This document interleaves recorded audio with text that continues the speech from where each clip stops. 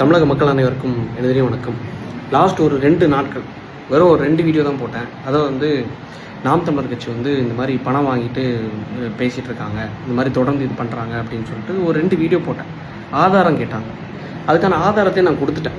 ஆக்சுவலாக இன்றைக்கி காலையில் நானும் என் அண்ணனும் சர்ச்சுக்கு போயிட்டு வீட்டுக்கு வரும்போது திருப்பி எங்கள் அம்மாவை கூப்பிட்டு நாங்கள் சர்ச்லேருந்து வீட்டுக்கு வரும்போது ராஜா பவரன்னு சொல்லிட்டு நம்ம அந்த வேர்டை சொல்லக்கூடாது, இந்த படிச்சிருக்கோம் எல்லாம் இது பண்ணியிருக்கோம், இந்த மாதிரி அவங்கள மாதிரி அநாகரிகமாக பேசக்கூடாது. ராஜா பவரன்னு சொல்லிட்டு நாம் தமிழர் கட்சியை சார்ந்த உறுப்பினர், ப்ளஸ் அதை தாண்டி அவங்களோட மனைவியாக யாருன்னு தெரில, இன்னொரு லேடி ஒருத்தங்க, அவங்களுக்கு கூட இன்னொருத்தவங்க ரூபன் சொல்லிட்டு கல்லுக்கூட்டத்தை சார்ந்த நாம் தமிழர் கட்சியை சார்ந்த கவுன்சிலர். இந்த கும்பல் என்ன பண்ணியிருக்காங்க, வீட்டுக்கு எங்கள் அப்பா கிட்ட பேசுறதுக்குன்னு வந்திருக்காங்க. ஆனால் இல்லைன்னா பேசுறதுக்கு தான் அப்படி. எங்கள் அப்பாவும் மரியாதையாக எங்கள் அப்பா ஊரில் காங்கிரஸ் கட்சியை சார்ந்த பேரூராட்சி தலைவராக இருக்கார். ஸோ நம்ம பொறுப்பில் இருக்கோம், நம்ம பொறுப்பாக நம்ம செயல்படணும் அப்படிங்கிறதுக்காக சரி எதுக்கு வீட்டுக்குள்ளே நீங்கள் பேசுங்க அப்படின்னு சொல்லிட்டு வீட்டுக்குள்ளே வாங்கன்னு சொல்லிட்டு வீட்டுக்குள்ளே வச்சு தான் நாகரிகமாக ட்ரீட் பண்ணி பேசுகிறாங்க. பேசும்போது நான் எதார்த்தமாக நானும் அண்ணனும் அம்மாவும் காரில் இறங்குறோம்.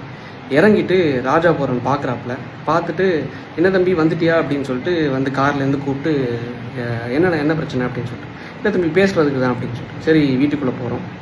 வீட்டுக்குள்ளே போகும்போது இவங்க எப்படி கதையை கொண்டு வராங்கன்னா, உள்ளே இருந்தது நாம் தமிழர் கட்சியை சார்ந்த கவுன்சிலர், நாம் தமிழர் கட்சியை சார்ந்த இந்த ராஜாபுரம் இந்த பொறுக்கிகள்லாம் உள்ளே இருந்தாங்க. இவங்க எப்படி இது பண்ணுறாங்கன்னா, ஆக்சுவலாக நீங்கள் நேற்றுக்கு அந்த நாம் தமிழர் கட்சி சார்ந்த அந்த ப்ரூஃப் வீடியோவில் என்னோடய லேகியத்தை பற்றியும் பேசியிருக்கீங்க.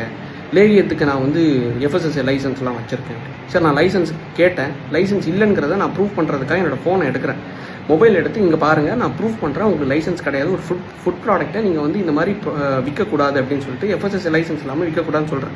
ஆக்சுவலாக நாம் தமிழர் கட்சி விமர்சித்ததுக்காக நான் ஒரு 20 செகண்ட் பேசின ஒரு வீடியோ, அவனோட அந்த லேகியம் விற்கிற வீடியோவை எடுத்துகிட்டு கையில் ஒரு பேக்கில் அரிவாள் கத்தி, அதை தாண்டி இன்னொரு வெட்டருவா, இது எல்லாத்தையும் கையில் வச்சுட்டு எகிரி நடிக்கிறாப்புல அந்த வீடியோ நான் எல்லாம் ரிலீஸ் பண்ணியிருக்கேன். ப்ளஸ் அதை தாண்டி எங்கள் அப்பாவை தலையில், எங்கள் அம்மாவுக்கு உண்மையாக சொல்கிறேன், யூட்ரஸில் பிரச்சனை, ப்ராப்ளம் வயிற்றுல மிதித்து, எங்கள் பாட்டியை மிதித்து, அண்ணனை அடித்து, அவனுக்கு இன்னும் ஒரு 2 வீக்ஸில் என்கேஜ்மெண்ட், அண்ணனை அடித்து, இங்கே பாருங்களேன் இந்த இடத்துல என்ன பண்ணி வச்சுருக்கான் அப்படின்னு பாருங்களேன். இது பண்ணி கடைசியில் என்ன பண்ணியிருக்கான், வெளியே உன்னை சும்மா விட மாட்டோம்ல, அதான் அவனோட ஊர் பாஷையில் பேசுகிறான் அந்த பொறுக்கிப்பேன், நீ சாவுன்னா அதுக்கு நான் தான் காரணம்னு சொல்லிட்டு வெட்டருவை வச்சு மிரட்டி பேசி ஊருக்காரங்க வந்தனால கடைசி அடித்து உட்கார வச்சு ஜட்டியோட உட்கார வச்சாங்க.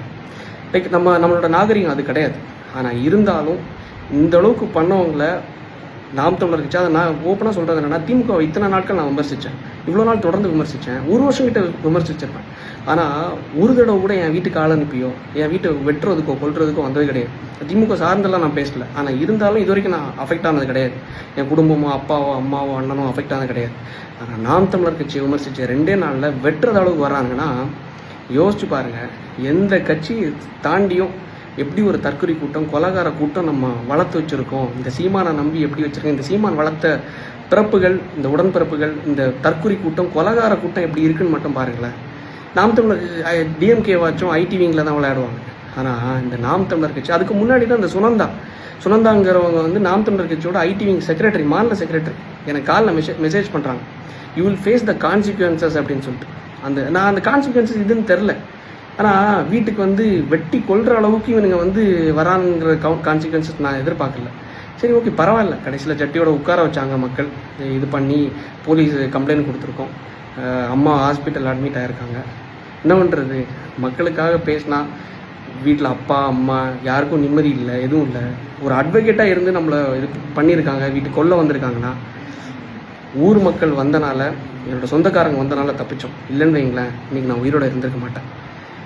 ஏதோ கடவுளோட புண்ணியத்தில், உங்களோட புண்ணியத்தில் இன்றைக்கி இருந்து பேசுகிறேன். முடிஞ்சளவு இந்த வீடியோவை ஷேர் பண்ணுங்கள். முடிஞ்சளவு இந்த தற்கொலை நாம் தமிழர் கொலகார கூட்டத்தை எந்த அளவுக்கு மக்கள் நீங்கள் நம்பி போய் போடுறீங்கல்ல, நம்பாதீங்க இந்த மாதிரிப்பட்ட ஏமாளிகள். நன்றி, வணக்கம்.